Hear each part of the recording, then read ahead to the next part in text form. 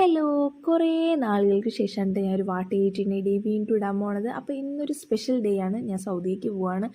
അപ്പോൾ ഞാൻ ലാൻഡ് ചെയ്ത വർഷം അച്ഛനും അമ്മയും വന്നപ്പോൾ ഒരു പെപ്സി വാങ്ങി കുടിച്ചു. അതുപോലെ തന്നെ അൽബേക്കിൽ നിന്ന് നഗറ്റ്സും കഴിച്ചിട്ടുണ്ടായിരുന്നു. നഗറ്റ്സിൻ്റെ പിക്കൊന്നും ഞാൻ എടുക്കാൻ മറന്നുപോയി. അത്രയും ആക്രാന്തമായിരുന്നു.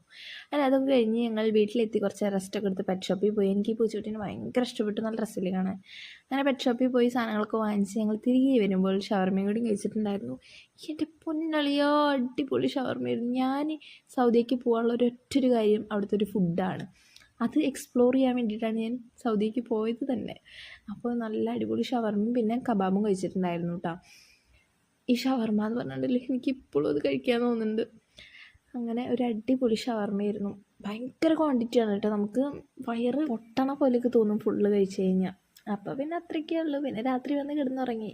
ഇത് നമ്മുടെ കുഞ്ഞാപ്പിയാണ് കേട്ടോ. അവൾ ആദ്യം ഉറങ്ങി. അപ്പോൾ അത്രയുള്ളൂ.